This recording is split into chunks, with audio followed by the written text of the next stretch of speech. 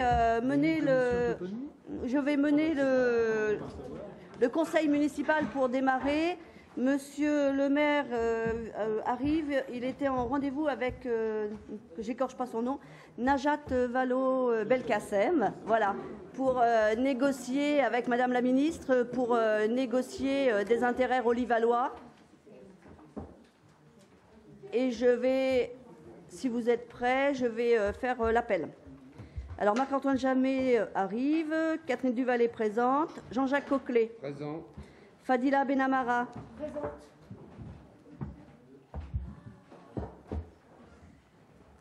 Jacques Le Serre. Présent. Fatia Djemel. Bernard Cancalon. Présent. Rachida Dordain. Présent. Ousmane Ndiaye. Marilyn Ndio, excuse-moi, Nio. Naturalisée sénégalaise. Daniel Moreau. Chut, chez Daniel Moreau. Noël Boudard. Nabil Goul. Grace Loubassou. Jean-Claude Bourbeau. Ah, je me disais, je ne le vois pas. Jean-Claude Bourbeau. Michel Combes. Christophe Coplot. Il devrait peut-être pas tarder. Géraldine de Liancourt-Godefroy a donné pouvoir à Michel Combes. Benoît Balu. Présent. Anne-Marie Chamouma. Présent. Dominique Legault. Yvette Rebourg.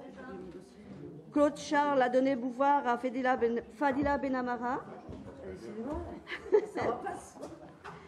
Je vous trouve très bruyant. Si vous pouviez vous asseoir, ça serait mieux.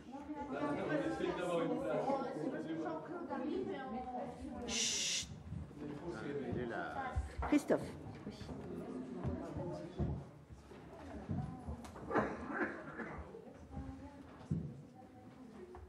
Ah, vous attendiez pas à démarrer quasiment à l'heure, hein? Vous avez vu? Lisbeth Schreiber a donné pouvoir à Yvette Rebourg. Olivier Barbosa. Pascal Dumontier va arriver au train de 19h30, m'a-t-elle dit. Elle arrive. Oulis Saloussen. Il ne devrait pas tarder. Jeanne Pouet. Pascal Gébert. Anne-Marie Jourdan. Michael Ansalem. Fabienne Bucard. Et Patrick Lozé a donné pouvoir à Michael Ansalem. Voilà. On propose un secrétaire de séance, grâce. Secrétaire de séance. Voilà. Alors, du coup, pour démarrer notre pas trop tard, le conseil municipal, pour plusieurs raisons, dont une des raisons, pour un certain nombre, c'est le match de football de ce soir. Il y a un match à 22h, entre autres. Et puis, c'est un jour de semaine pour éviter aussi que l'on finisse trop tard, aussi, hein. Donc, et ce n'est pas un conseil municipal très long pour autant.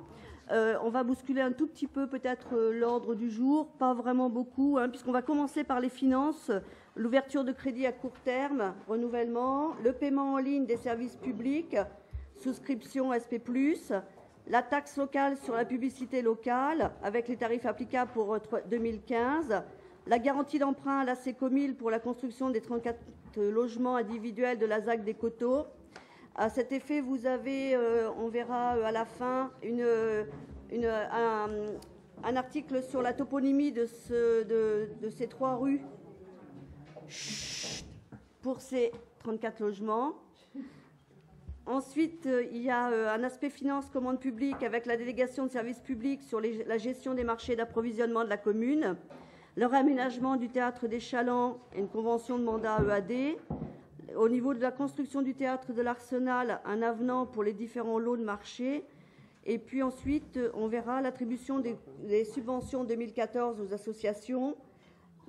Au niveau culturel, la Compagnie nationale Beaugeste avec la convention de mise à disposition de locaux techniques, l'autorisation et un aspect ressources humaines avec des modifications sur le tableau des effectifs 2014 et les questions diverses. Voilà pour l'ordre du jour du conseil municipal. Monsieur le maire, quand il arrivera, fera aussi un point sur l'agenda et sur son rendez-vous avec Madame la ministre.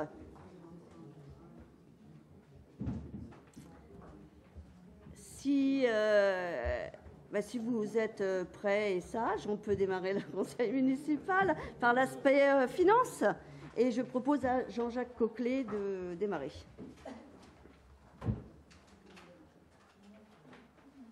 Excuse-moi. Tu veux bien.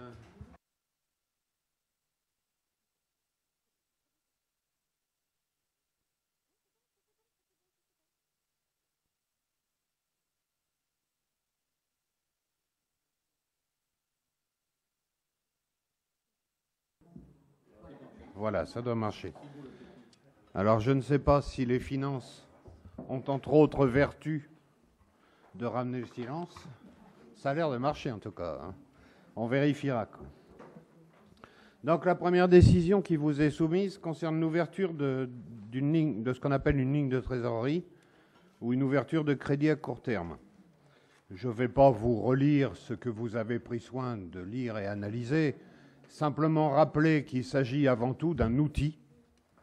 L'essentiel de ce type de dispositif est d'offrir un outil qui permet de travailler dans le cadre d'une gestion active des finances, de ne pas mobiliser d'emprunts sur des durées trop longues qui ne seraient pas nécessaires, puisque sur les lignes de trésorerie, comme vous le savez, on mobilise ce dont on a besoin au moment opportun, mais on est à même également, en respectant notamment des clauses calendaires et des clauses horaires en particulier, de rembourser au fur et à mesure. Donc l'intérêt, c'est de permettre de concilier le besoin de financement quand il s'agit de régler des dépenses, de le mettre en phase avec les rentrées de recettes. Et les rentrées financières, comme vous le savez, sont très largement constituées par ce qu'on appelle les 12e, puisque notamment les recettes fiscales et la dotation globale de fonctionnement sont versées par 12e, mois par mois. Donc il peut arriver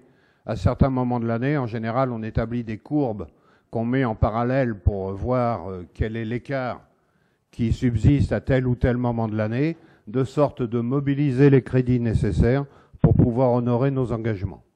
Voilà pour en substance ce dont il s'agit, mais c'est un dispositif, je pense, que tout le monde connaît. Ici, cet outil est encadré et limité, plafonné à un montant somme toute modeste par rapport à une collectivité de cette taille. J'ai connu plus important par ailleurs, 900 000 euros. Ce montant ne change pas, ça reste la référence avec laquelle on travaille ici. La Caisse d'épargne nous faisait une offre qui était un peu meilleure que sa concurrence, dont vous avez les caractéristiques en bas de texte, n'est-ce pas? Donc la durée, c'est renouvelé tous les ans, bien évidemment.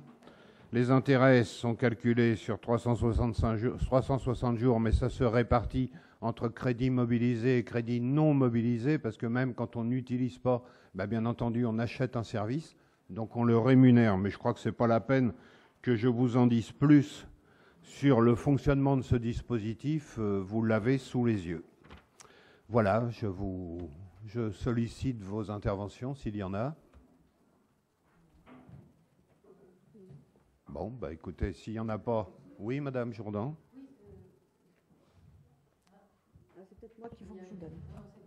Non, simplement, l'état actuel, c'est qu'il y a plus sur les 900 000 d'ouverts. C'est-à-dire qu'il n'y a plus rien. Non, pas du tout. C'est qu'en 2014, il n'y a pas eu d'ouverture de cette ligne de crédit. Au moment où le besoin s'en fait sentir. Comme c'est au présent, dispose d'une ligne. Je pensais qu'il y avait une ouverture, etc. Bien souvent, ce sont des choses qu'on traite plutôt en début d'exercice, voire même en fin d'exercice précédent, selon la physionomie des courbes relatives de dépenses, du besoin de financement et de la capacité à le couvrir. Pour la précision, donc à partir de juillet, on en a besoin. Et l'état des besoins correspond à la somme ou c'est un peu moins ou ça permet... Oh non, on mobilise rarement, on mobilise jamais 900 000 euros d'un coup. Pour être très concret, une des grosses dépenses mensuelles, c'est bien évidemment la nécessité qui tombe sous le sens d'honorer la paie du personnel. Il y a donc à ce moment-là une grosse sortie. Selon le moment où ça intervient par rapport aux rentrées, il faut parfois procéder à des ajustements. D'accord. Et les dates d'arrivée des dotations attendues, elles sont très lointaines ou... Je ne les connais pas. Le 25 du mois, voilà. Alors, donc, c'est ce qui fait que ce sont des mobilisations en général très courtes, de quelques jours, quoi. Non, parce que les dotations DGF et autres, elles sont... Ça tombe environ le 25 de chaque mois, oui. D'accord. Mais il suffit qu'il y ait 2-3 jours de décalage, même par rapport à la conduite d'une opération. Ça évite aussi de mobiliser trop tôt des emprunts qui sont destinés à couvrir nos engagements en investissement. Oui, ça, j'ai compris. Voilà. Ok. Donc, Merci. quand on parle de gestion active, c'est pour tenter d'optimiser et de dépenser moins en frais financiers, tout simplement, Parfait, quoi. merci. On Passe au vote. peut passer au vote dans ces conditions. Donc, y a-t-il des avis contraires? Je n'en vois pas. Y a-t-il des abstentions? Je vous remercie. Donc, cette disposition est adoptée à l'unanimité. Alors, cette fois, plutôt que de parler de dépenses, on va parler de recettes, et notamment de la manière de recouvrer certaines recettes, et en particulier ce qu'on appelle les recettes de services, c'est-à-dire les services que la collectivité dispense auprès de la population et qui font l'objet d'une participation financière. Hein, ça, vous vous en doutez, ça couvre tout ce qui concerne les activités de type loisirs éducatifs, les centres de loisirs, la restauration scolaire, bien évidemment, qui fonctionne chaque jour d'école. Hein. Jusqu'alors, la plupart d'entre vous en avaient fait l'expérience, il existe des modes de paiement, mais en particulier des modes de paiement physiques. L'idée est d'avancer dans le sens de la modernisation du service offert, et notamment eu égard à la manière de régler sa participation par rapport à ces services sans avoir nécessairement besoin de se déplacer. On n'est pas en avance, c'est clair, par rapport à nombre d'entreprises auxquelles vous avez recours régulièrement. Il s'agit là de créer les conditions qui vont permettre aux familles, aux usagers, aux administrés qui le souhaitent, de régler ce type de dépenses par voie numérique. Donc en ayant recours, bien entendu, à un système sécurisé, c'est un domaine sur lequel mon collègue Ousmane Diaye pourrait vous dire des choses beaucoup plus intéressantes que moi, puisqu'il est en charge de cette délégation concernant la transition numérique. Un premier pas dans ce sens, hein, qui va offrir un moyen supplémentaire de recourir aux services que la mairie propose.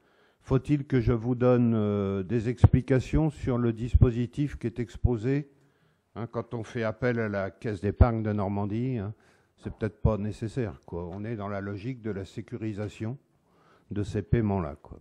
Alors avec des impacts qu'on mesurera par la suite, parce que selon la proportion de règlements qui s'effectueront de cette manière, il sera peut-être possible de procéder à des ajustements du service de recettes qui mobilise du personnel, qui mobilise des horaires et qui mobilise des lieux. Mais il faut commencer par se lancer dans cette expérimentation pour voir les résultats qu'elle apportera, quoi.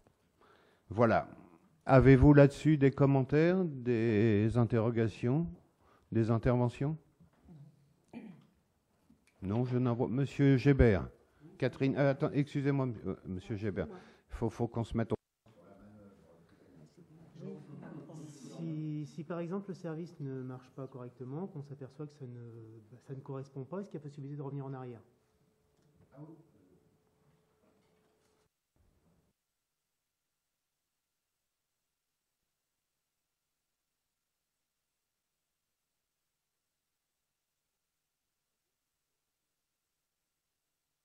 Puis moi? Non, c'est bon. Ah. Il y a aucune. C'est d'abord il faut retenir que c'est une option, monsieur Gébert. Rien n'oblige, bien évidemment, quiconque à recourir à ce mode de paiement. Et quelqu'un qui s'engagerait dans ce processus à un instant T pourrait, pour les raisons qui le concernent, revenir à un autre système, bien entendu. Oui.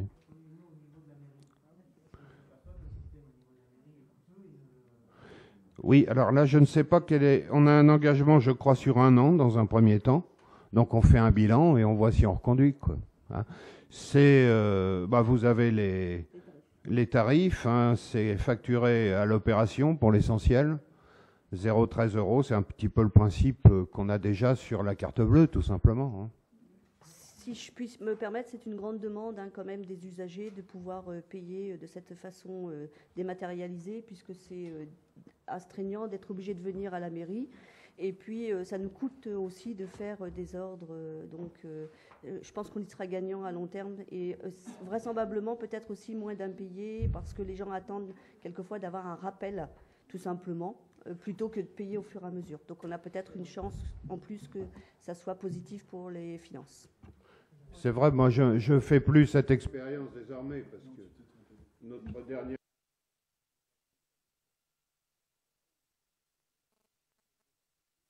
Il m'arrivait de devoir prendre ma matinée. Ce qui n'était pas toujours des plus commodes, quoi. Donc effectivement, en multipliant les moyens, ça peut avoir une influence, comme le disait Catherine, sur le niveau d'impayé, tout simplement. On passe au vote, donc est-ce qu'il y a des avis contraires? Non, je n'en vois pas. Des abstentions? Non plus. Eh bien, cette décision est adoptée également à l'unanimité. Je vous en remercie.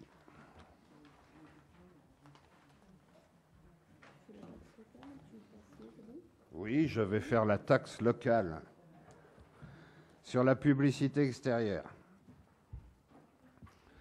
Donc là, il s'agit d'ajuster le système de tarification concernant les enseignes, préenseignes et dispositifs publicitaires qui existent sur le territoire communal.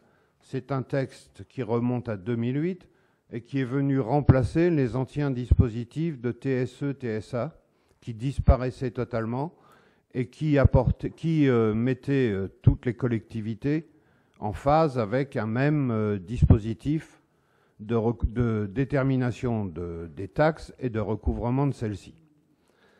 La commune de Val-de-Reuil a délibéré en son temps et se prononcer pour retenir les tarifs qui étaient proposés au niveau national.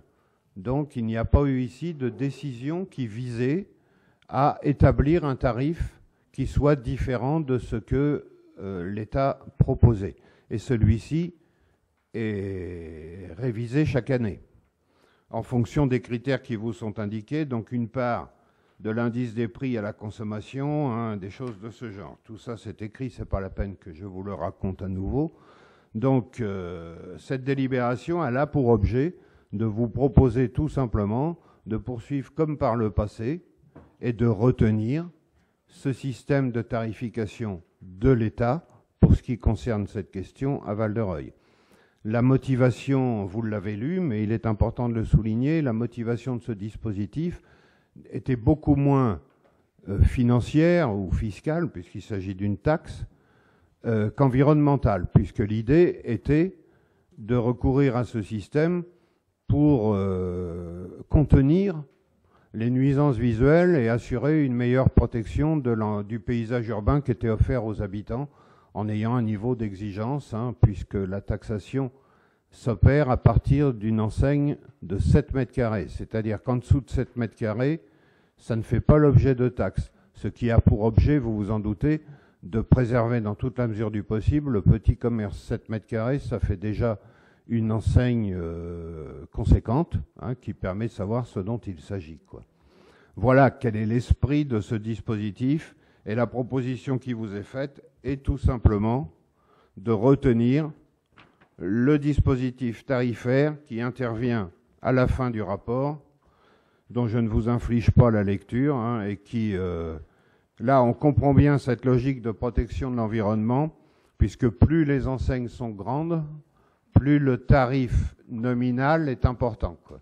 Donc, quelqu'un qui a 50 mètres carrés va payer beaucoup plus que quelqu'un qui a 10 mètres carrés, ce ne sera pas proportionnel, quoi. Voilà. Avez-vous là-dessus des interventions?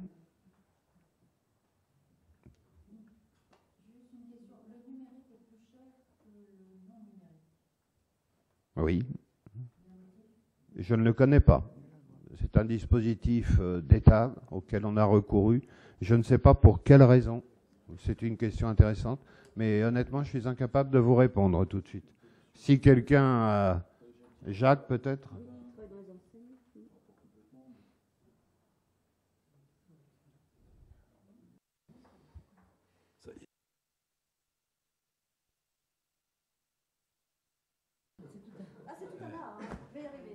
Et je pense que c'est uniquement parce que dans certains sites, il est considéré que toutes les enseignes lumineuses exercent une pollution visuelle et donc c'est un peu plus désagréable pour l'usager, notamment l'usager circulant. C'est-à-dire que ça attire pas mal l'attention et donc je pense que c'est une des raisons pour lesquelles l'État a décidé de le mettre, d'augmenter le coût afin certainement d'en diminuer la surface. En général. Si vous voulez préciser quelque chose.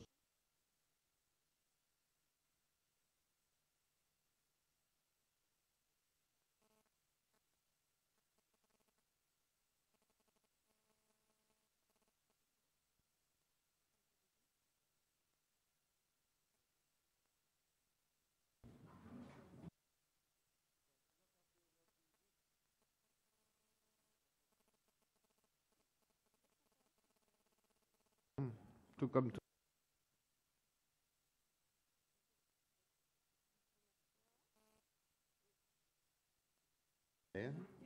Regarde, je crois que j'ai compris. Ah.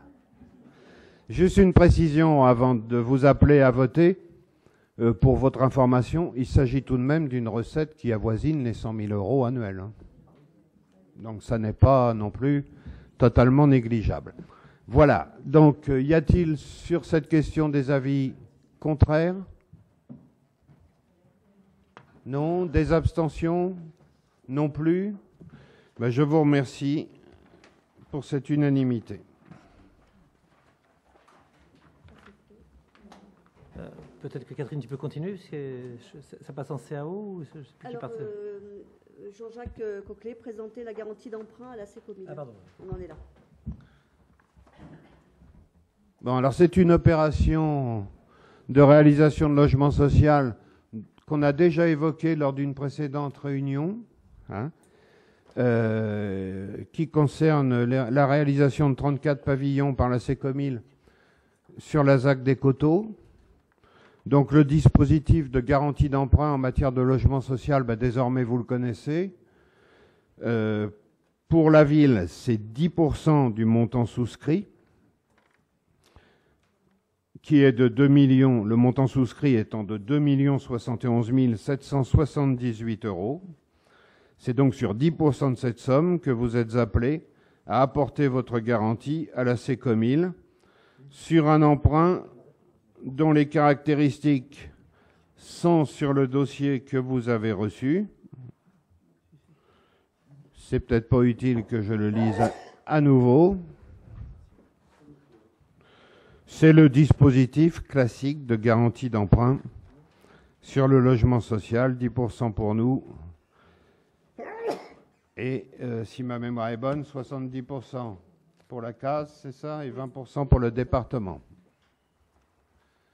Voilà, avez-vous là-dessus des observations, des commentaires? Bien, écoutez, on passe au vote. Y a-t-il des avis contraires?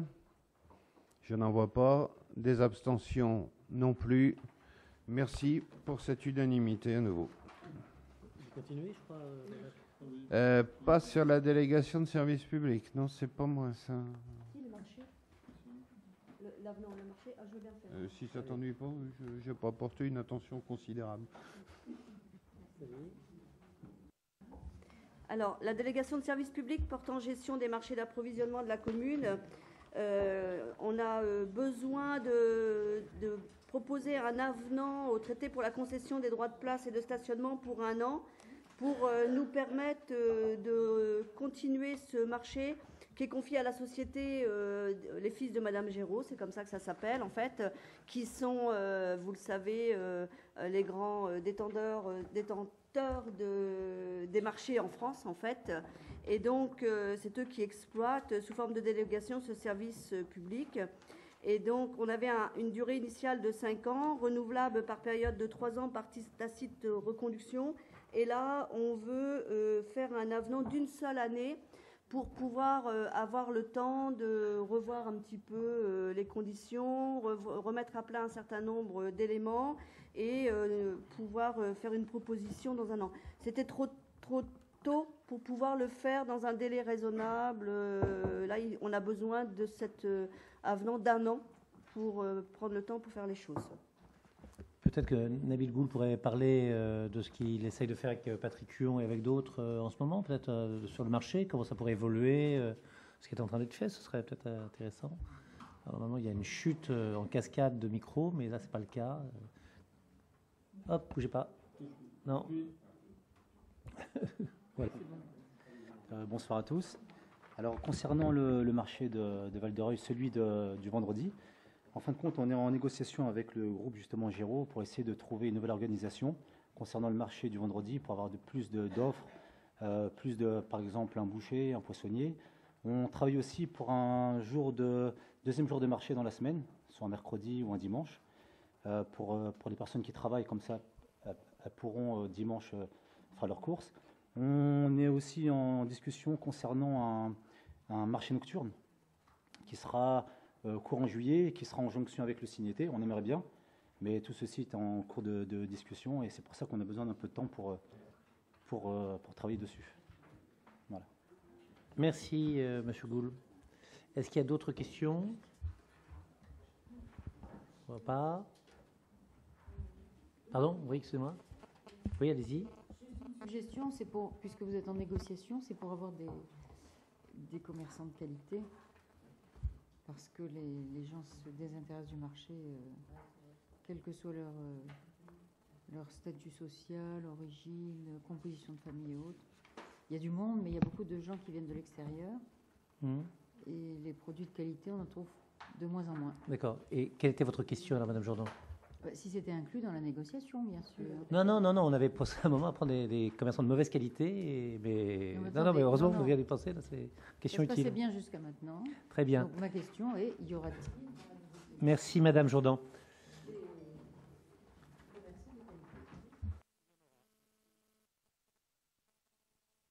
Alors, Vas-y. S'il n'y a pas d'autres questions, je vous propose de passer au vote. Y a-t-il des oppositions, des abstentions? Je vous remercie. Très bien, on passe à la délibération suivante. La délibération suivante, ce sont des avenants, je crois, sur les marchés du Théâtre de l'Arsenal. Je peux te les faire, si vous voulez bien. Voilà. Un ou deux éléments. Il y avait un procès-verbal à approuver néanmoins en début de séance, voilà, sur lequel on peut revenir si vous voulez, mais je pense que chacun en a pris connaissance, non? Hein? Il est déposé sur table, simplement. Voilà. Ce qui est important, c'est de signer tous les papiers qui nous sont demandés. Madame Jourdan avait oublié, je crois, de signer voilà. Il manquait une feuille, voilà. Très bien, formidable. Non, mais c'est bien pour nos fonctionnaires qui ne galopent pas après les signatures. Mais je ne m'inquiète pas, si vous voyez en moi la moindre inquiétude, Madame Jourdan, c'est que le jaune de votre pull-over n'est pas si brillant et qu'il vous a aveuglé. Non, vous n'êtes pas une pollution visuelle, Madame Jourdan, vous êtes au contraire le bonheur d'une journée, l'extase d'une soirée.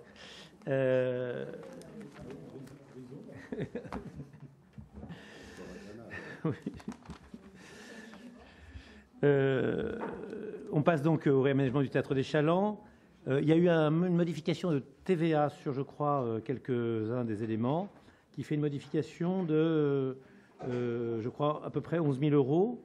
Il vous est demandé de l'approuver, cette modification de 11 000 euros, puisque c'est une modification de 10 187 pour passer 13 000 euros à 10 200 000. On vous a donc rappelé, puisque vous le souhaitiez, les avoir, je crois, en général, la modification également du total. Et puis la rémunération de la société EAD, qui évidemment est calquée sur le montant global, qui, elle, évolue. Je rappelle que EAD, c'est l'aménageur départemental, et c'est celui qui nous aide également pour le logement, pour les parcs industriels, et également pour le mandat école, et qui nous permet de faire un certain nombre de travaux. Voilà.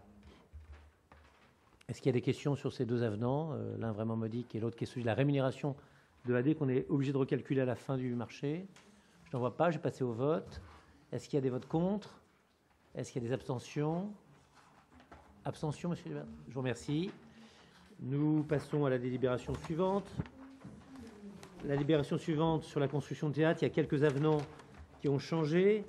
Il y a quelques avenants qui changent, pardon, des coûts. Un avenant pour le gros œuvre de 67 000 € pour l'entreprise de Biasio, de 6 000 € pour l'entreprise Baudin-Châteauneuf, de 1 300 € pour la couverture bardage, de 14 000 € pour les équipements scéniques. Ces 4 avenants portent le total des travaux qui avaient été prévus. J'ai pas le montant prévu, mais j'ai le montant auquel on arrive, 6 761 000, soit une augmentation de 1,35%. Ce qui, dans une opération comme celle-ci, est assez peu. Je rappelle que la décision qu'on a prise, et qui n'est pas la plus mauvaise, est de ne pas toucher au projet de l'architecte, de telle manière qu'on ait le moins de surprises possible en matière d'avenant, d'où l'augmentation limitée à 1,35. Une fois encore, la dérive d'un tel bâtiment est faible. On se rappellera que sur le stade Jesse Owens, on est passé du simple au double en coût de construction. Voilà les informations limitées que je vous proposais. Est-ce qu'il y a des questions? Je n'en vois pas. Nous allons passer au vote. Est-ce qu'il y a des abstentions? J'en vois une. Des oppositions? Je vous remercie. Nous allons passer ensuite à un point qui est un peu plus lourd, mais que peut-être... est-ce que Rachida est là? Rachida Dordard voudra bien faire cette subvention. Voilà. Auparavant, je voulais simplement m'excuser de ce retard. On était avec Najat Vallaud-Belkacem sur l'ANRU, ce qui est pas mal, et avec son cabinet. Une très bonne nouvelle pour la ville, tant qu'à faire, elle est votée ce soir à l'Assemblée nationale, c'est que les villes qui font partie de la géographie prioritaire de la politique de la ville voient la TVA sur le bâtiment passer au taux réduit plutôt qu'au taux majoré. Ce qui veut donc dire que sur un entretien qui était assez long, qu'on avait eu juste avant hier, la séance également un peu longue pour ceux qui sont restés jusqu'au bout, de non à l'autoroute. On avait Vinci ici qui voulait construire, mais qui était embêté par 2 choses. La fiscalité des propriétaires, ça c'est nos efforts pour faire partie de la loi Cellier. Et dans la zone B2, se comprendra qui veut bien comprendre, parce que la zone B2, je ne me rappelle pas exactement ce que ça veut dire, mais c'est une fiscalité moindre. Et puis la TVA sur le bâtiment nous posait problème. Donc nous en faisons partie. Il y a quelques autres éléments qui étaient drôles, puisqu'on avait une rencontre entre les maires qui poussent un peu la rénovation urbaine et Madame Vallaud-Belkacem.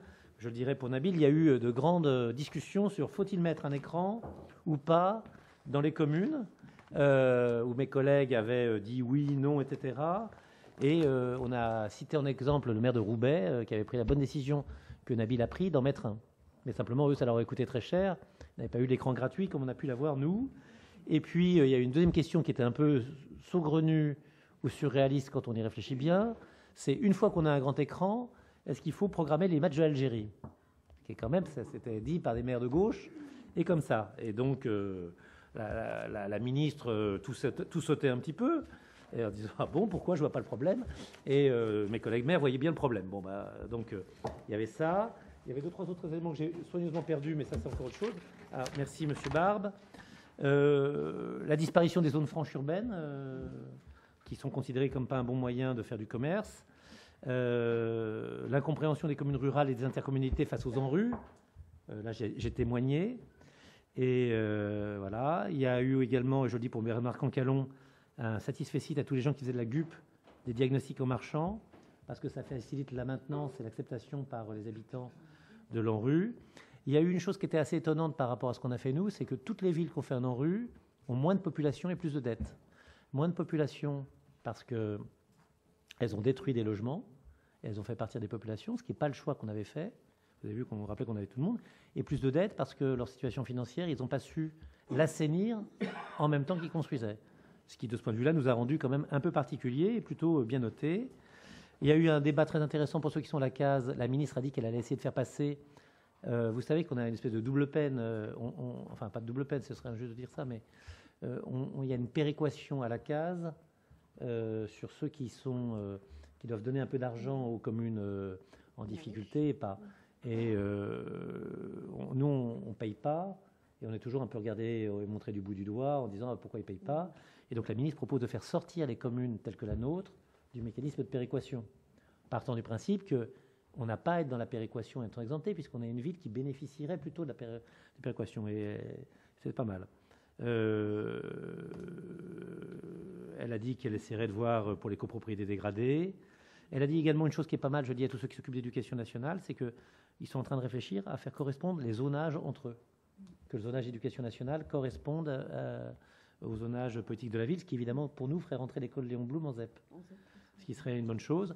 Le prochain PNRU 2, priorité aux familles monoparentales et aux personnes âgées en matière de logement. On a présenté avec Fabrice le mail en long, en large tout à l'heure, et on a essayé, c'est pour ça qu'on a été long, parce qu'on a essayé d'être éloquent, et nous quand on est éloquent, on est long. Les écrans géants, je l'ai dit. Et puis, pour le sport, il y a un plan qui s'appelle 15 000 jeunes dans l'eau. C'est pour apprendre à des jeunes à nager. Et elle me disait qu'il y avait encore des inscriptions possibles, Rachida, sur ce plan, qui est une aide financière aux communes qui aident leurs enfants à apprendre à nager. Évidemment, nous, on n'a pas trop de difficultés, mais quand même. Et puis, il y avait une dernière idée que je n'ai pas trouvée mauvaise, c'était de donner la compétence rénovation urbaine à la région dans le cadre de la réforme territoriale et de la faire partie des intercommunalités, puisque beaucoup de maires disaient que quand il y avait des intercommunalités qui n'étaient pas du même sens politique qu'elles, c'est quand même compliqué. Et le maire de Saumur, qui fait 30 000 habitants, et dans une intercommunalité qui fait 62 000 avec 39 communes, autant vous dire que les 39, elles doivent être petites s'il fait la moitié à lui seul. Et évidemment, les gars ne sont pas ravis qu'on leur dise qu'avec leur argent, on va refaire une partie des quartiers difficiles de Saumur, puisque à Saumur, il y a également des quartiers difficiles. Voilà, donc évidemment, pour essayer de franchir la difficulté, l'idée de passer la chose à l'échelon supérieur était voilà. Sur le calendrier, Monsieur Salnave, le directeur de l'ANRU, qui était également présent au déjeuner ce midi avec Najat, mais pas avec le cabinet cet après-midi, va présenter une liste de 150 communes, pas 200, 150. Et après, il y en a 50 qui seront peut-être récupérées. Et c'est en septembre-octobre, normalement, que la ministre proposera la liste définitive des quartiers en PNRU 2. Ce qu'elle veut faire, le plan PNRU 2, c'est 5 milliards d'euros. Elle veut donner 4 milliards aux villes qui seront sélectionnées et mettre 1 milliard pour toutes les villes qui ne seront pas sélectionnées. C'est-à-dire, par exemple, ici, imaginons qu'il y ait des communes comme Louviers, Vernon, Évreux qui ne seront pas sélectionnées dans l'ANRU, elles pourront tirer des petits projets du milliard qui reste. Évidemment, ça enlève 1 milliard aux 200 communes qui devaient bénéficier des 5. Mais elle dit, je ne peux pas passer d'une géographie qui compte 600 ANRU à une géographie qui compte 150 à 200 PNRU 2. Donc il faut bien que je garde un peu de souplesse pour ceux qui sont dans la difficulté. Et donc du coup, je garde 4 milliards pour les 150 à 200 quartiers qui le méritent, et le milliard que j'avais en plus, je le donne à tous les autres. Voilà, ce qui fait un peu saupoudrage peut-être, mais qui peut être utile. Les subventions aux associations, s'il te plaît, Rachida.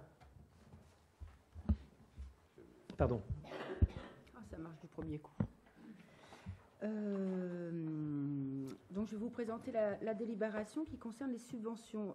Elle est divisée en deux. Oui, c'est mieux avec mes lunettes, plus près du micro. Donc, la première partie, elle concerne les associations dites sociales. Hein. Donc, alors, la subvention a un montant total de 26 500 €. Cela concerne les jardins familiaux, 3 500, artisans du monde, 500, habitants du hameau du Cavé, 500, les danses bretonnes, 500, la CRI, 500. Ensuite, le jumelage, Ritterud, 15 000. D'ailleurs, je voulais saluer le tournoi de football qu'il y a eu la semaine dernière avec le jumelage, avec les Allemands. C'était un moment assez sympathique. Diantadi, 2500, et puis la coopération Diantadi, 1500. Donc 19 000. Et puis The Radio, alors 2 000 €, donc 26 500. Monsieur le maire, est-ce qu'il faut la voter séparément ou en entier? Puisqu'elle est séparée. Je ne sais pas, je pose la question. On vote tout ensemble. Ah non, là, s'il y a une délibération, non, délibération par délibération, on vote séparément délibération, donc on va voter celle-ci. D'accord, voilà, c'est ça ma question. Donc, sur ces premières subventions, y a-t-il des questions? Je n'en vois pas. Alors, Madame Dordain, si, Madame Jourdan? Ça vient, hein, tout doucement, donc merci, Madame. Mais il serait intéressant d'avoir un débat général pour décrire le cadre général dans lequel vous amenez les associations à signer avec vous une charte d'objectifs. Et puis, bien nous préciser que vous avez eu les budgets, parce que sur Internet, moi je veux bien donner des cours avec Génération Val-de-Reuil. Vous avez tout sur Internet, hein, le budget prévisionnel à qui demander, voilà, budget. Mais Madame Jourdan, comment les communes ont-elles pu vivre avant que vous existiez? Ah ben ça, Je me demande, parce que vous donnez des cours un peu sur tout, Je vous le demande. sur la morale, sur les communes, sur les Exactement. budgets, Ça, c'est les doyennes. sur la vie quotidienne, sur les plus Doyennes sont jaunes. intarissables. Donc, mais mon Que souhait vous soyez très vite- intéressable, je n'en doute pas, mais Oui, oui. peut-être de temps en Donc, temps. Le souhait très vite de Oui. notre groupe et d'autres, peut-être, Oui. c'est d'avoir un cadre cohérent. Bon, parce D'accord. que je vois bien qu'effectivement, on avance. Il y a eu un concert pour la commémoration de l'abolition de l'esclavage. Je vois bien que ça sert à tout ça. Mais le jumelage Retail-Route, c'est très bien aussi. 15 000 €, c'est quand même une somme. Par contre, il y a Oui. du saupoudrage. Que fait-on avec 100 €? Moi, j'aurais fait 2 foires à tout, je gagne 100 €. Donc, vous voyez ce que je veux dire? Mais est-ce que vous les avez faites, Madame Oui, Jourdan? oui, oui. Vous avez gagné 100 €? Oui, en Bon, deux c'est fois. une bonne chose, ça vous fait C'est une 200 bonne chose, €. vous voyez. Donc, soit Il il y a du faut donner des saupoudrage. exemples vivants et personnels. Tout à fait. Donc, la pétanque avec 100 €, bon. Oui, 100 €. Quelques De liaison. pétanques, d'accord. Donc, il y a soit un peu on de va laisser finir, saupoudrage, soit une action cohérente avec, puisque vous indiquez, et c'est heureux, que la collectivité souhaite avoir une démarche d'ensemble envers les citoyens, les jeunes, les moins jeunes, etc. Donc, le souhait, ça Rachida, viendra, c'est ça moi. viendra. Le souhait est en train de s'accomplir. Voilà, je le dis à Madame Dorn. On se fera peut-être une réunion tranquillement à part. Voilà. Vous conviez Madame Dordain à une réunion, Madame Jourdan. Oui, Voilà. à deux. Écoutez, Pour discuter- Madame pour Jourdan, discuter de la politique, toutes les formes les plus pour surréalistes m'informer. du débat sont possibles. Pour m'informer, À un esprit, pour informer Madame Dordain. Il y a un mépris qui est assez désagréable. Mais non, parce que comme Mais on si. peut pas, on posait des questions tout à l'heure, on nous a répondu. Non, non, Vous non, savez, non. on peut plus Moi, avoir de je réponse. vous invite, Madame Jourdan, à la plus élémentaire des politesses C'est à l'égard de cela vos même. collègues. Vous également. Non, ben là, je vous invite, vous, comme maire, Me too. ne m'appelez pas MeToo, j'ai toujours un peu peur que vous soyez, vous appelez Tintin, Moi de même, Tintin moi et de MeToo. Mais non, mais, Mais, moi de même, euh, en anglais. Me too. Madame Jourdan, là, on est sur la forme du conseil. J'essaie de vous Yes. rappeler aux formes les plus élémentaires du dialogue avec vos collègues, qui ne consiste pas à leur asséner comme du haut d'une chaire, vous seriez une sorte de curé, une leçon de morale un peu pénible, un peu pesante, d'où il ne ressort pas grand-chose. Parce que plus vous mettez du poids dans la forme, plus le fond est léger. Donc là, on a compris que vous vouliez une petite réunion avec Madame Dordain et que vous auriez aimé qu'il n'y ait pas Sinon, 100 on € conseille. avec un thé à 100. Non, non, qui- ne déformez pas mes Mais non, propos. alors je reprendrai 100 €, comme vous dites. Et donc, voilà, c'est tout, on a bien compris. Mais non, et vous ne répondez pas. Quand c'est à côté de la Voilà, ne plaque, répondez pas. le mieux, c'est de C'est pas très bien. répondre. J'ai entendu, ne répondez pas. Voilà. Mais non, mais Très bien. quand je dis ne répondez pas quand c'est à côté de la plaque, Il y a des ordres. Très bien. il n'y a pas d'ordre. Mais non, Madame Jourdan, vous faites un peu du conseil municipal comme Monsieur Jourdain faisait de la prose, Madame Jourdan. Tout à fait. C'est-à-dire vous découvrez vous. en même temps que vous marchez comme ça. Comme vous. Voilà. Allez. Donc, à part vos conseils en économie ménagère, C'est une demande d'utilisation de l'argent public. Point barre. Je n'en dirai pas plus. un débat d'orientation budgétaire, Je n'en dirai un pas budget primitif, plus. Votons. Allez. un compte administratif sont le bon moment pour le faire. Je ne sais pas si c'est dans la petite feuille jaune sous la pochette plastique que vous avez amenée avec des recettes, mais c'est Les pas ça recettes, là. C'est pas ça. C'est pas du tricot. les recettes C'est un de conseil gestion de l'argent municipal. public, hein. Non, mais attendez, on bricole pas. C'est pas. Voilà. On Bon, bricole on, pas, vous on passe avez au vote raison. si vous voulez bien, Madame Dordain. Allez. J'ai appuyé, je ne fais plus rien. On va passer au vote. Qui est contre? Qui s'abstient? Merci. Alors, en revanche, je crois qu'il y avait une délibération dont parlait en partie Madame Jourdan, mais qui était la délibération plus longue sur les subventions sportives, Tout à fait. sur lequel vous proposez une méthode Tout à fait. qui nécessitera peut-être un rendez-vous individuel avec Madame Jourdan pour qu'elle accepte Individuel. et comprenne les choses. Bah, il va falloir la prendre. Apparemment, elle veut un traitement particulier, Madame Jourdan. Et donc, il faudra faire preuve de pédagogie, de temps pour elle. D'accord. Alors, Et donc, proposez-lui la solution que dans une délibération, qu'elle a lue probablement, vous voyez, vous lui proposez. tout à Ou vous fait. proposez à l'ensemble du Conseil, si je puis me permettre d'ailleurs. Je souhaiterais avant, ce que je souhaiterais dire, c'est que la commune, elle a toujours accompagné les clubs sportifs, alors sur des moyens financiers bien sûr, mais aussi des aides indirectes. Ce qu'on appelle aujourd'hui aides indirectes, ce sont bien entendu, je parle, c'est pas bon, je me mets devant. Les aides indirectes sont les bâtiments. Les fluides, alors les fluides, c'est les factures de chauffage, l'eau, l'électricité, etc. Et puis le personnel. Alors le personnel, c'est le personnel sportif qui vient en soutien au club, mais également les services techniques quand ils aident à monter une manifestation. Et puis toute la logistique. Donc cette aide indirecte s'élève à 1 373 000 €. C'est une somme assez conséquente quand même. Ensuite, s'ajoute à cette somme des aides financières. Alors les aides financières, au service des sports, il y a un grand tableau qui existe avec des critères bien définis sur, par exemple, le nombre d'adhérents dans le club, le nombre de Relivalois. Vous pouvez... Excusez-moi, merci. C'est gentil. Ne vous interrompez pas les uns les autres. Vous ne l'avez pas fait pendant 20 ans, vous n'allez pas le faire maintenant. Écoutez-vous. Quand vous demandez la parole, demandez-la moi, je vous la donnerai. Continuez, Madame Dordain. D'accord, merci, Monsieur le maire. Donc, TCM2. les aides, les subventions, il existe des critères. D'après ces critères, on a un certain nombre de points et pardon, le montant, je suis un peu contrariée, excusez-moi. Voulez-vous qu'on vous offre un bon verre d'eau, Madame Dordain? Non, ça m'énerve, excusez-moi. Mais ne vous énervez pas, ce n'est pas très grave. Non. Donc aujourd'hui, avec ce qui existe depuis des années, on souhaiterait ajouter d'autres objectifs. On va au-delà, parce que je pense que vous avez dû regarder qu'il n'y avait aucun critère sportif, donc parce que ça nous semblait tellement évident que les critères sportifs rentrent en ligne de compte. On avait envie aussi d'ajouter aux associations, et ça, ce sont des propositions sur, par exemple, le respect de la laïcité, la recherche sur la mixité sociale, générationnelle, sur le développement des actions sur la commune. Je pense à ce week-end, par exemple, Val-de-Rhône, sur les nouveaux temps, sur l'accès au sport pour les femmes, pour les personnes en situation de handicap, etc. Donc, ce qu'on propose avec Benoît, puisque nous avons rencontré les présidents de clubs, c'est une première réunion qui sera fixée le 26 septembre sur une réflexion sur la politique sportive que nous avons à Val-de-Reuil et non pas axée que sur l'aspect financier. On avait vraiment envie de parler sur comment on peut mutualiser les moyens, quel sport on peut mettre en lien. Je ne sais pas si toutes les raquettes, les arts martiaux peuvent se mettre ensemble, etc. En tout cas, on va apporter avec les présidents de club une réflexion.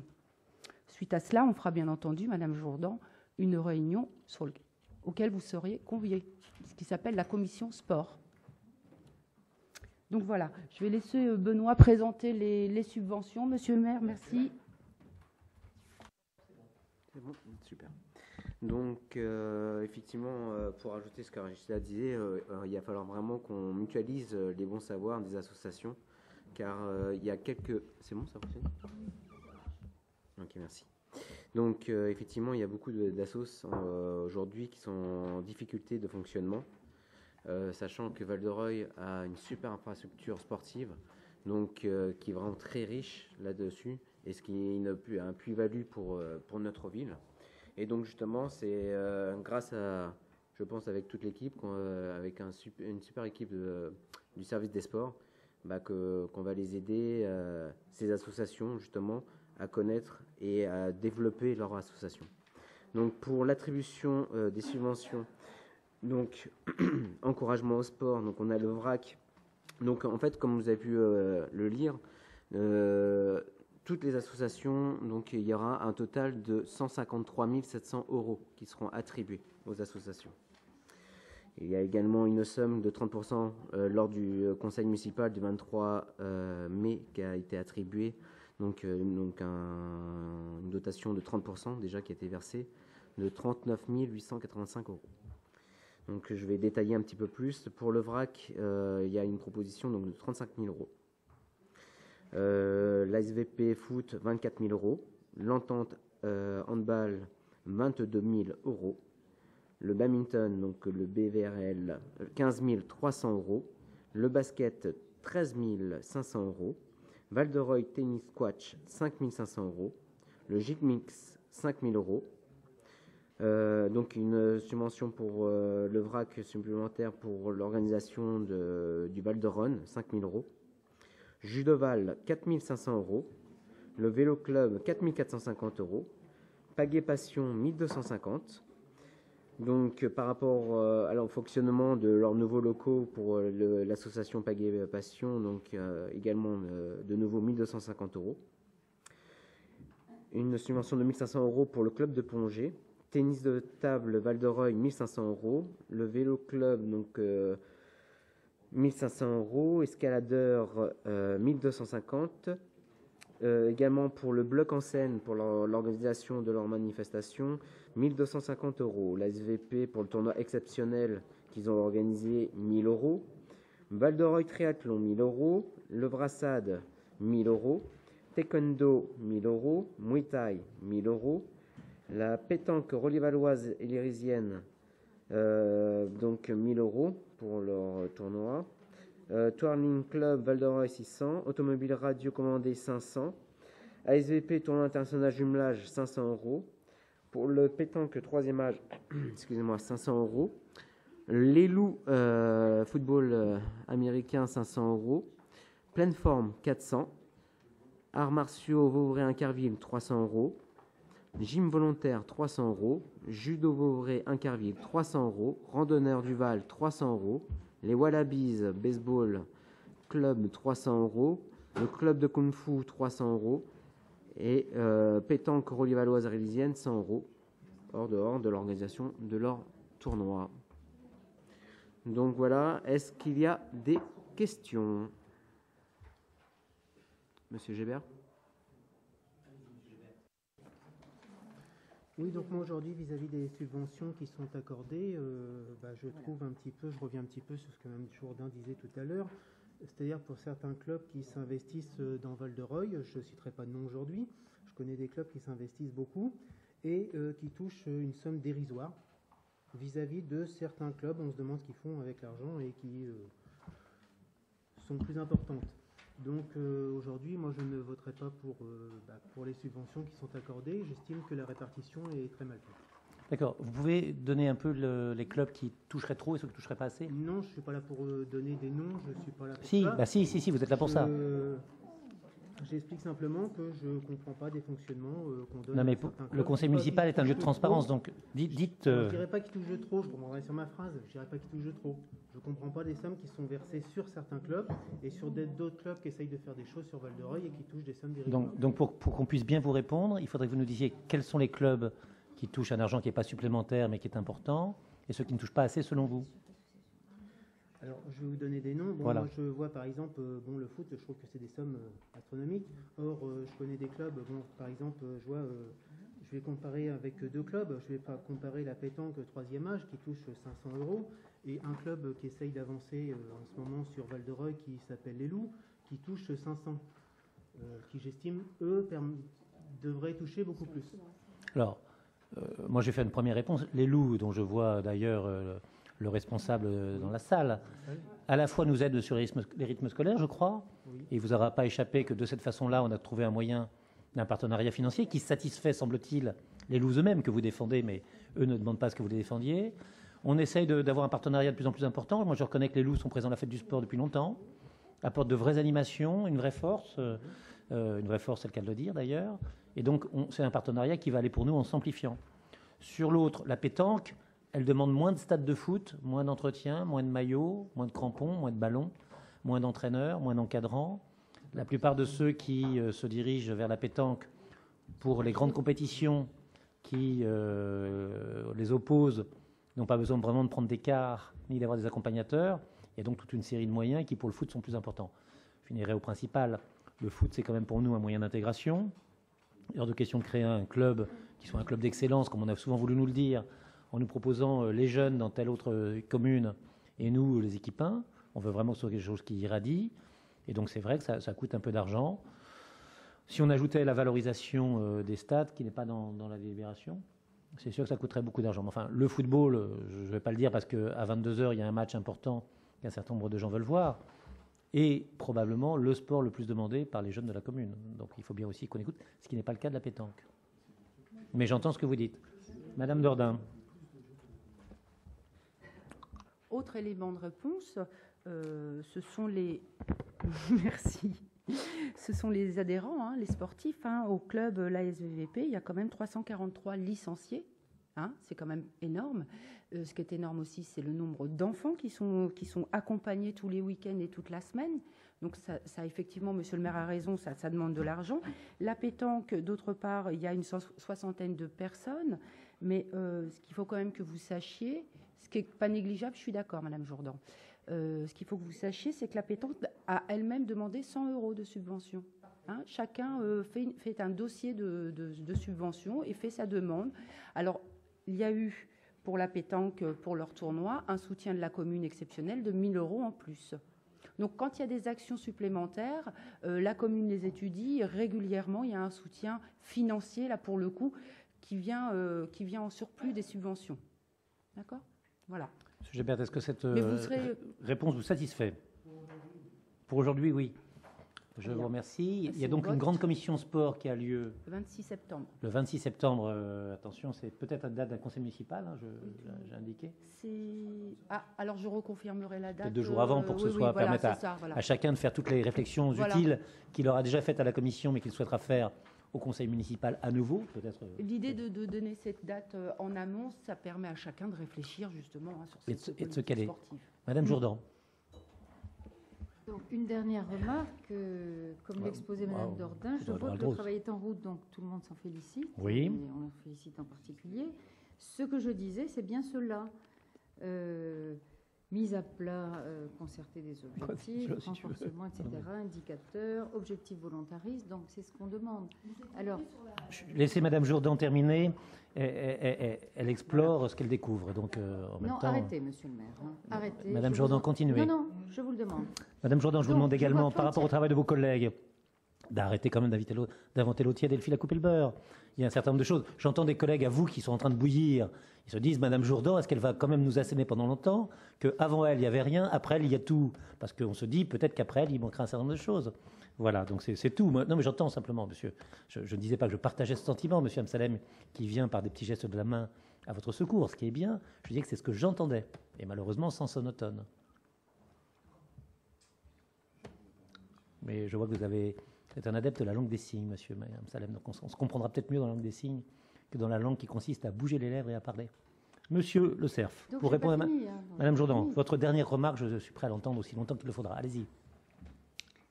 Ce que nous souhaitons, puisque tous les éléments sont là sur le bureau, c'est par exemple le nombre d'adhérents, etc. Les associations ne savaient même pas combien elles avaient d'aide indirecte, nous non plus, enfin moi non plus. Donc vous voyez, c'est ce genre. Non mais ne le prenez pas mal, Madame Dordain. Là, c'est les fonctionnaires qui le prennent mal, qui sont devant moi. Non. Mais si, un peu là, je les vois et qui souffrent. Simplement. Comme à chaque séance d'ailleurs. On aime les précisions. Vous savez tout, c'est très bien. Mais je pense que pour le public qui assiste là et pour certains élus qui n'ont pas la science infuse, je constate que vous 32 à part vous. Vous préférez répondre sur une question précise sur une seule association plutôt que de répondre sur un programme d'ensemble. Madame Jourdan, je vais vous répondre très précisément. La question de M. Gebert était compréhensible. Des crédits publics, puisqu'il y a plus d'1,3 million d'aides indirectes, auxquelles s'ajoute, comme on le saura bientôt grâce à Madame Dordain, qui fait ce travail, on aura une vue complète et on pourra enfin discuter de façon globale et cohérente. C'est intéressant, je veux dire. Madame Jourdan, c'est passionnant parce que ça vous passionne. Mais plusieurs règles. Tous les sujets. Plusieurs règles. Vous savez que dans un conseil municipal, il ne faut pas se prendre théoriquement à partie les uns les autres. Je ne prends pas Non, mais je vais vous expliquer une règle, Madame Jourdan. Vous êtes nouvelle, novice. Et vous demandez à ce qu'on vous donne des règles. Madame Jourdan, me permettrez-vous d'en placer une? Je ne sais pas comment faisait votre mari, mais est-ce qu'il pouvait dire quelque chose à table? Si. Il pouvait. Oui. Bon, eh bien donc je vais essayer d'en placer une et de vous répondre. D'ordre général sur les finances publiques. Point barre. Vous êtes surveillante générale des finances publiques. Bon, là, ce que je vous propose, c'est de faire comme tous les conseils municipaux. La bonne utilisation des crédits. Plutôt que de s'en prendre aux uns aux autres. Mais moi, je suis là pour ça. Je suis là pour ça et ça ne me fera rien. Madame Jourdan, est-ce que je peux parler sans que vous ayez, comme un enfant, un peu une difficulté à se laisser sous le banc? Je fais comme vous. Madame Jourdan, je préside des débats, vous pas encore. Ce que je vous propose, c'est que vous fassiez la règle qui vaut dans tous les conseils municipaux depuis longtemps. C'est-à-dire que lorsque vous formulez une question, vous la formulez au maire, qui après la redonne aux autres. Comme ça se passe partout, dans toutes les assemblées. Monsieur Amsalem, qui travaille au conseil régional, vous dirait que c'est comme ça que ça fonctionne au conseil régional. Il assistait l'autre jour à la séance plénière, qui était importante en matière de sport, et c'était comme ça que ça se passait. Non, vous n'écoutiez pas. Non, pardon, je pensais que vous écoutiez. Non, c'était pour pas dire que vous n'écoutiez pas. Je suis désolé, vous n'écoutiez pas. Donc, c'est comme ça que ça fonctionne. Et donc, c'est comme ça que ça doit fonctionner aussi ici, par le respect de chacun et l'écoute mutuelle. Mais on n'est pas à la case ici, et la case n'est pas une collectivité locale. À la case aussi. Hein. Jamais. Bon, Madame Jourdan, je comprends que vous vouliez défendre Monsieur Leroy. Il a besoin de votre aide. Mais non, mais tout ça n'est pas grave. Ça part dans un sens, ça part dans l'autre, un coup dans le zig, un coup dans le zag. Une sorte de feu d'artifice. Toujours est-il que je vous demanderai, si vous êtes suffisamment gentille, de bien vouloir laisser, on le sait, vos collègues parler, de bien vouloir formuler vos questions en les adressant au maire, lequel les répartira sur les adjoints qui voudront bien vous répondre, si on en trouve encore un certain nombre d'ici 6 semaines. Et ensuite, nous poursuivrons notre travail. Maintenant, un certain nombre de choses ont été dites par M. Gébert qui étaient compréhensibles. C'est toute la différence entre quelqu'un qui s'exprime. Votre voisin pourrait vous exprimer quelques conseils. Allez, Madame Dordain, vous passez au vote. Et c'était la récréation que nous aurons habituellement. À chaque conseil municipal, nous serons dans le babillage et dans le bricolage. Babillage et bricolage. Je passe au vote. Oui, pardon, Monsieur Le Cerf. Non, tu peux le couper. Vous voulez dire quelque chose ? Oui, je voulais simplement faire une remarque, Madame Jourdan. Je trouve assez inadmissible et intolérable votre remarque. Je m'explique. Vous semblez dire que depuis que vous êtes arrivé, enfin, je termine. Depuis que vous êtes arrivé, il y a enfin une transparence dans cette Assemblée. Je tiens à vous préciser que pendant 2 mandats, je n'ai que fait le maximum d'efforts pour travailler pour les associations sportives. Et je peux vous assurer qu'on a mis en place les critères qui vont continuer d'être développés avec un maximum de rigueur de la part des services et de la part des élus qui s'en sont occupés. Et je ne peux vraiment pas admettre que face à l'Assemblée, vous laissiez entendre que heureusement que vous arrivez, parce que grâce à vous, enfin, tout va fonctionner comme il faut. Je trouve ça très déplacé et méprisant pour les gens, moi-même d'ailleurs, qui ont travaillé sur cela. Et pour terminer, dans les derniers conseils du précédent mandat, nous avons présenté l'ensemble des données concernant à la fois les subventions, concernant toutes les aides, sans aucune malice, et tout a été présenté au public absolument clairement. Et je pense même qu'il y avait des gens de votre liste dans l'Assemblée. C'est tout. Peut-être demandez-vous la parole, Madame Jourdan. Non. Très bien. Non, parce qu'on entend de temps en temps... Madame Dordain, soulignez. Allez-y, Madame Dordain. Juste un petit mot. Je souhaiterais souligner le travail qui est fait par les agents au service des sports. Et d'autre part, chaque club reçoit un courrier où dedans apparaît la somme indirecte qui leur est allouée. D'accord ? De ce point de vue-là, c'est un travail qui a été fait par Madame Marien il y a assez longtemps, qui consiste à publier et à avoir l'ensemble des coûts directs, c'est-à-dire les subventions, l'ensemble des coûts par mise à disposition de personnel, parce que vous avez oublié cela, vous les avez dans le débat d'orientation budgétaire, si je me rappelle bien, dans le budget, et puis également, vous avez les coûts indirects qui sont la mise à disposition d'équipements. Tout ça est valorisé. Il y avait un temps où la Cour des comptes était un peu désagréable lorsqu'elle venait ici, qui est un organisme pour lequel vous avez, j'imagine, le plus grand respect. Depuis quelques mois, depuis quelques années, depuis quelques mandats, on a plutôt un certain nombre de satisfecit. Mais j'entends que vous avez des critères d'exigence qui vont bien au-delà. Ce qu'il y a de bien à la Cour des comptes, c'est que le principe du contradictoire étant préservé, chacun parle dans un premier temps, puis on lui répond, puis un autre... Voilà, et ne s'interrompt pas. Ne s'interrompt pas. Allez, donc vous passez au vote, Madame Dordain, oui. Pour voir si vous avez été bien suivie. Qui est contre ? Une voix. Qui s'abstient ? Je vous remercie.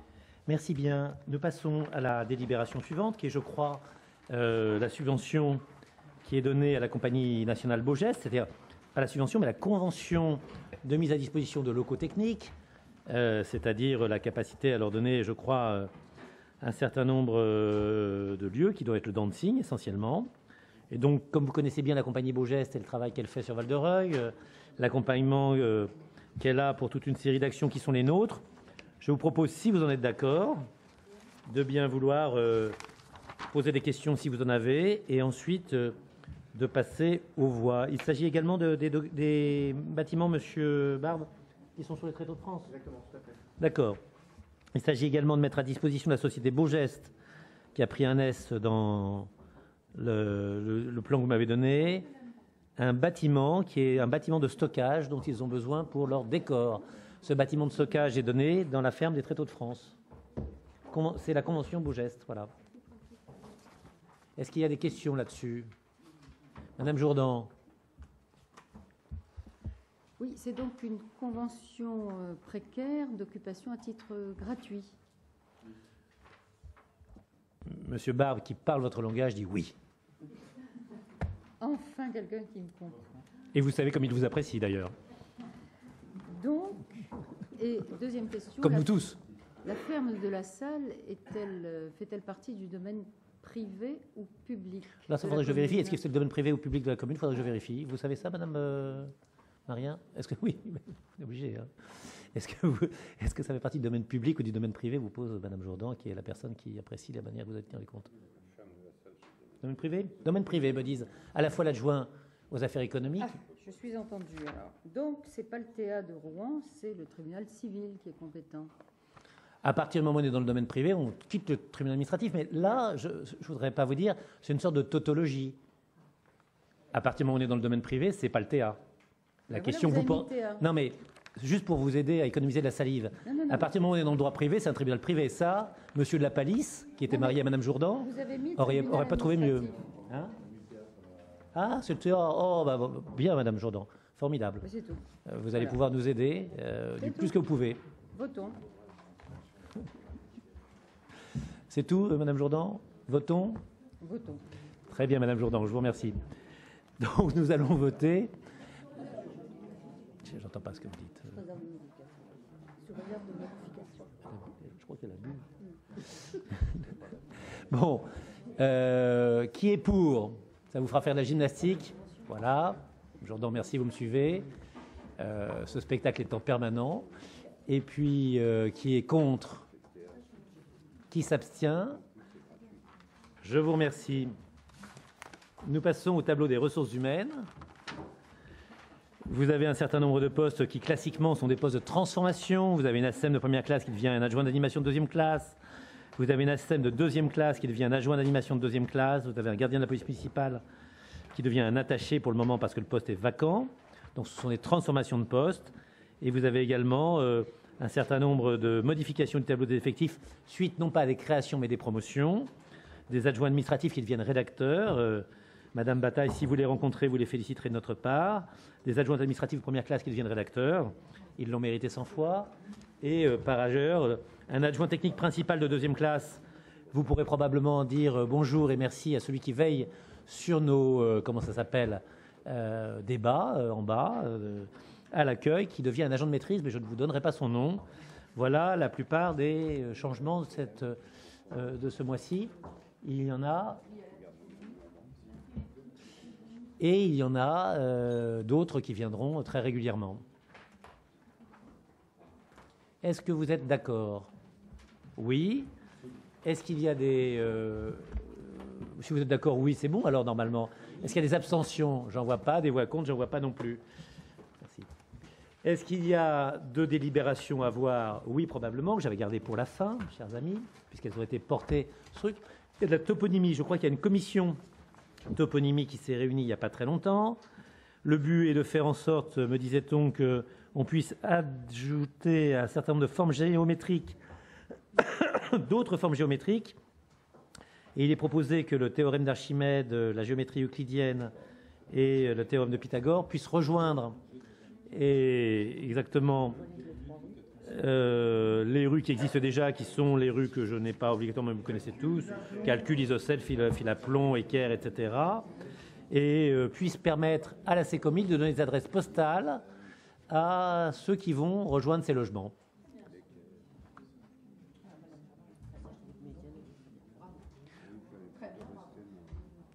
comme on peut dire en psychanalyse avant que ce soit l'hôpital psychiatrique, est-ce que vous pouvez développer, Madame Jourdan, ce très bien? Non, parce que comme vous développez assez bien le très mal, j'imagine que vous avez autant d'éloquence dans le très bien que dans le très mal. Bon. Non, non, mais je vous invitais à parler. Ne vous inquiétez. Je ne sais pas qui dessert quoi en ce moment. Je pense qu'il y a un certain nombre de sourires qui sont autour de vous.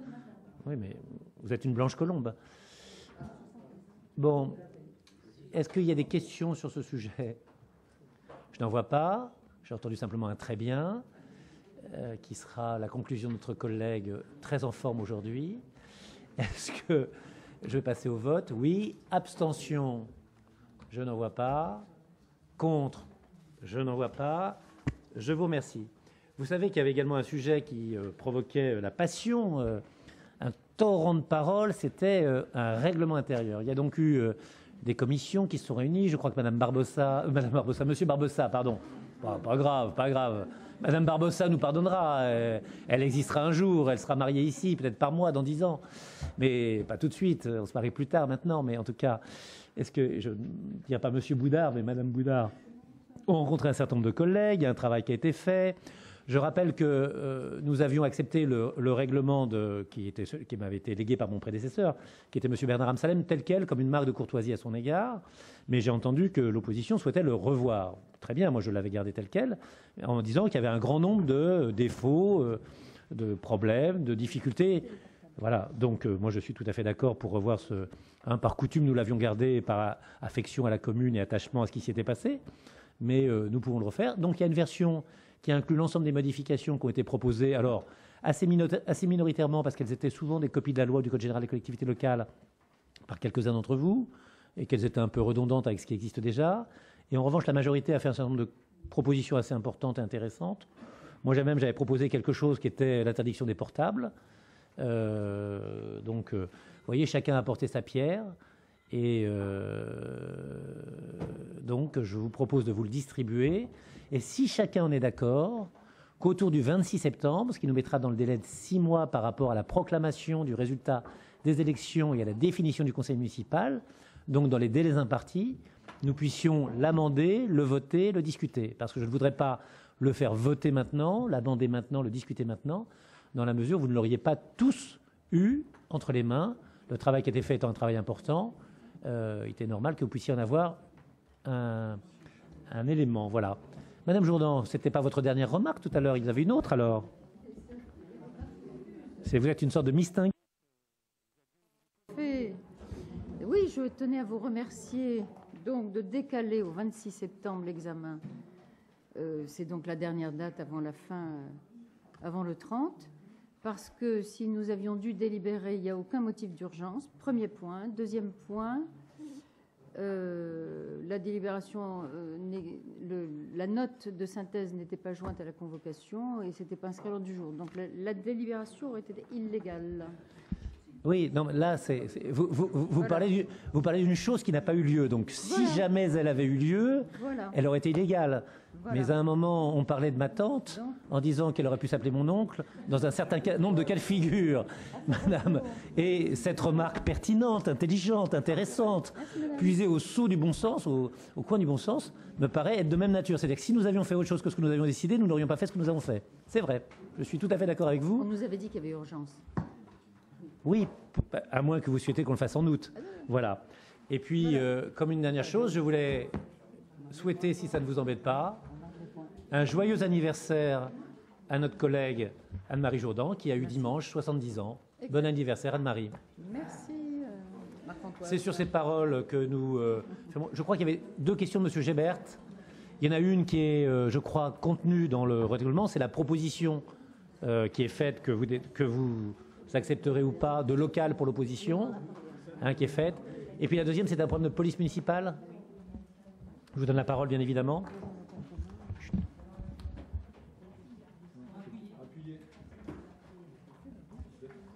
Monsieur Gébert a la parole. Donc je remonte un fait qui s'est passé le mercredi 28 mai 2014 à 17h50. Une voiture circulant en sens interdit, voie de l'équerre, a été interpellée par la police municipale qui a effectué un contrôle de papier, mais n'ont pas verbalisé cette infraction, grave au code de la route. Une infraction de 4e classe qui peut entraîner une amende de 135 €, pouvant être majorée à 90 €. De plus, c'est une infraction qui peut apporter 4 points. Je tiens à préciser que cette infraction, c'est une infraction qui revient très souvent dans le quartier, qu'on a remonté déjà depuis plusieurs mois. Et je ne comprends pas comment se fait que ce jour-là, la voiture n'a pas été verbalisée comme elle devrait l'être, en signalant aussi, petit geste à la police municipale, que la voiture ne fait pas partie du quartier. Oui, c'est pas parce que la voiture appartient pas au quartier qu'elle doit être verbalisée. Là, ça devient compliqué. Ah bon, d'accord. Donc si c'est un langage codé, là, on comprend pas. Moi, je vous dirais de ce point de vue-là que ce que j'entendais souvent sur les bancs de l'opposition autrefois, ce qui est vrai aussi, c'était qu'il y avait parfois des verbalisations intempestives. Hein, je me rappelle bien, à l'égard de médecins, à l'égard de sages-femmes, etc.